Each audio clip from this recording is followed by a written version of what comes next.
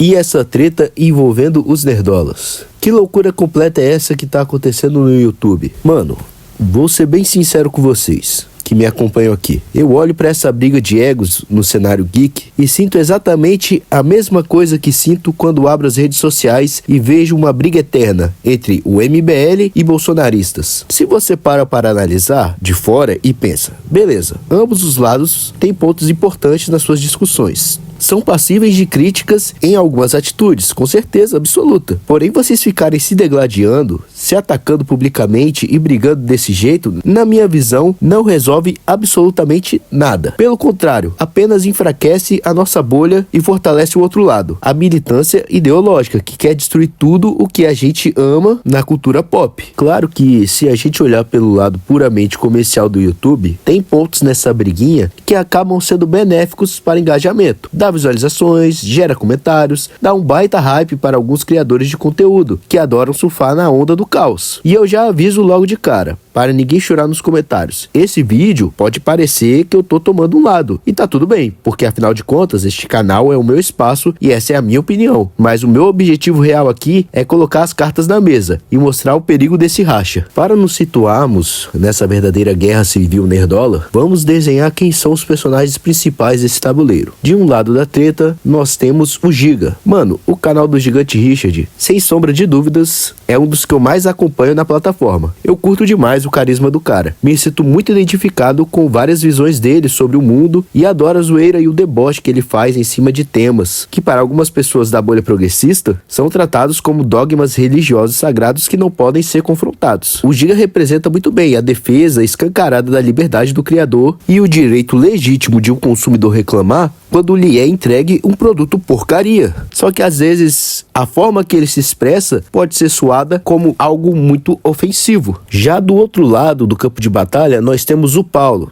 Tá, tô brincando. O Saulo, do Conversas de Nerd, é um canal menor em termos de números, mas isso não tira em nada o valor das análises dele, que sim, trazem abordagens interessantes e embasadas sobre o tema da lacração na cultura pop. O problema real é que em alguns momentos as falas e posicionamentos do Saulo soam como uma defesa a criadores de conteúdo lacradores, que muitas vezes imputam crimes a gente, e às vezes podem parecer também tentativas veladas de regulamentar a expressão de outros criadores e comportamentos de alguns indivíduos. Por causa dessa postura mais certinha e moderada, o Saulo pode soar como um cara mais neutro ou mais isentão. Então, para a gente entender direitinho como essa panela de pressão estourou, vamos voltar um pouquinho no tempo, lá pro início dessa história. Houve um momento no YouTube em que canais como Linhagem Geek, o Heróis e Mais e vários outros do mesmo nicho começaram uma ascensão meteórica, gigantesca. E por que isso aconteceu? O algoritmo escolheu eles do nada? Claro que não. Aconteceu porque em dado momento da cultura pop, principalmente no cinema, nas séries e nos quadrinhos, o movimento woke, a lacração forçada, chegaram a um estágio que estava simplesmente insuportável assistir qualquer coisa. O consumidor ligava a televisão ou ia no cinema, pagando caro no ingresso, achando que veria uma história épica de herói, baseada nos gibis que leu na infância, e saía da sala tendo assistido a uma palestra de faculdade de ciências sociais. Era sermão atrás de sermão. Nessa época de saturação, já existiam os pioneiros. Tinha o Wagner Tomazoni, do canal Tragicômico, que batia abertamente na lacração e na destruição das histórias em quadrinhos e nos filmes do cinema, e junto com ele a rapaziada da Central, batendo forte na agenda ideológica dentro dos videogames. Com um público carente de entretenimento de verdade, surgiu uma enxurrada de novos canais e criadores. Era a revolta do público comum, cansado de assistir sermão de moça de cabelo colorido ou de produtor de Hollywood, explicando o quão machista, tóxico, patriarcal e opressora a sociedade moderna era, supostamente privilegiando homens heterossexuais. Foi exatamente nesse vácuo que o Linhagem Geek, o Heróis e Mais e outros canais explodiram de visualizações. E como a cartilha da esquerda nunca muda, a grande mídia e a bolha histérica do Twitter logo trataram de rotular todo esse movimento com o termo pejorativo de nerdolas. Na real, se você tira o espantalho da mídia, o que você encontra são apenas canais de viés mais conservador, hardcore, ou simplesmente nerds comuns que preferem uma coisa muito simples, que a porcaria do material base e a essência dos personagens sejam respeitadas. E foi um boom absoluto, porque a Marvel, a DC e a Disney estavam distorcendo tudo em nome dessa tal agenda. Aliás, até hoje fazem isso. Olha o Homem-Aranha do MCU, que de Peter Parker só tem o nome e o uniforme do Homem-Aranha, porque a essência do herói trabalhador e sofrido foi jogada no lixo. E no meio desse cenário caótico, os canais nerdolas viraram o refúgio do público. E é justamente aqui que a gente esbarra no ponto de divergência que gerou toda essa divisão interna. Bater em conteúdo lacrador e fazer críticas ácidas contra Hollywood começou a dar muita audiência no YouTube. Vendo isso, canais como Linhagem Geek começaram a focar cada vez mais pesado nessa linha editorial. Muitos críticos de fora dizem que eles faziam isso apenas por puro oportunismo e engajamento. Mas, mano, na real havia ali um sentimento genuíno de indignação, baseado em fatos reais. Afinal, os próprios chefões da Marvel e da Disney foram a público em entrevistas dizer com todas as letras que a prioridade das novas fases do universo cinematográfico não seria mais a qualidade das histórias, mas sim a representatividade de minorias a qualquer custo. O resultado prático dessa genial ideia dos executivos a gente sente no bolso e na tela até hoje. Uma sequência interminável de fracassos de bilheteria, produções medíocres e uma saturação absurda do gênero de super-heróis, que antes era uma máquina de dinheiro. Você sentava na poltrona do cinema e parecia que estava no meio de um TCC de universidade pública, recebendo panfleto ideológico. Só que aí canais gigantescos e mais mainstream como o canal do Peter, do Ei Nerd, começaram a adotar uma postura de que a galera estava exagerando nas críticas. Diziam que precisavam dar uma maneirada, que nem tudo era lacração e que o público estava ficando meio paranoico. E um dos canais menores que comprou essa briga de unha e dentes, concordando com a visão mais moderada e surfando fortemente no hype dessa treta para fazer o próprio canal crescer, foi o Saulo do Conversa de Nerd. O Saulo começou a produzir uma série de vídeos rebatendo os argumentos dos canais maiores da Liga Nerdola, principalmente do Linhagem Geek, alegando que as análises dos caras eram superficiais, exageradas ou sem fundamento técnico. Ele usava o seu conhecimento e embasamento para tentar provar certas mudanças que faziam sentido, como por exemplo defender que a passagem do manto do escudo do Capitão América para o Sam Wilson fazia todo sentido dentro da cronologia do MCU, e que não era lacração. Porém, naquela época, estávamos vivendo o auge da cultura woke, então as críticas do Linhagem, dos Heróis e Mais, fazia sentido. As cartas e os argumentos de ambos estavam na mesa. E sendo bem honesto com vocês, na época eu cheguei a concordar em alguns momentos que o Linhagem e outros canais nerdolas estavam pesando a mão nas críticas. Porém, o debate era saudável para o público. Mas o que me deixou incomodado de verdade, e eu preciso falar a real aqui, foi ver como falar mal, expor e atacar o Linhagem Geek virou uma das principais fontes de visualizações do Conversa de Nerd. E para mim, o ápice do despropósito e o vídeo que eu achei mais feio e desnecessário da parte do Saulo foi quando ele tentou diminuir a autoridade do Linhagem Geek, alegando que os caras não tinham embasamento profundo de quadrinhos, e para piorar a situação, ele foi dar moral e rasgar elogios pro Load, afirmando que o Load manjava 10 vezes mais de HQs do que qualquer canal nerdola, ou que muitos canais nerdolas, né, pra não botar palavras na boca dele, porque os canais de direita focavam muito em política. E mano, pra mim essa crítica do Saulo não teve embasamento nenhum. Quem passou os últimos 10 anos enfiando política partidária e ideológica de esquerda goela abaixo dos leitores e dos espectadores foi justamente a galera do Load. Eu me lembro perfeitamente de um vídeo antigo do Load, onde ele praticamente tentava fazer o público engolir diversidade forçada de forma agressiva, dizendo com todas as letras que se você não gostasse daquelas alterações nos seus personagens favoritos, você era apenas um manezão preconceituoso. E naquela época, o público não tinha opção de escolha. Ou você assistia canais com a visão igual a do Load, ou ficava sem conteúdo nerd no YouTube brasileiro. E outra coisa, essa parada aí que o Load e outros caras são grandes leitores de quadrinhos, eu não sei não. Vamos resgatar a história? Porque a internet não esquece. O Load foi fazer um vídeo especial sobre Dragon Ball, encheu o peito para dizer que tinha estudado profundamente a obra do Akira Toriyama, que tinha lido um livro também, para entregar o melhor conteúdo do mundo, e soltou a pérola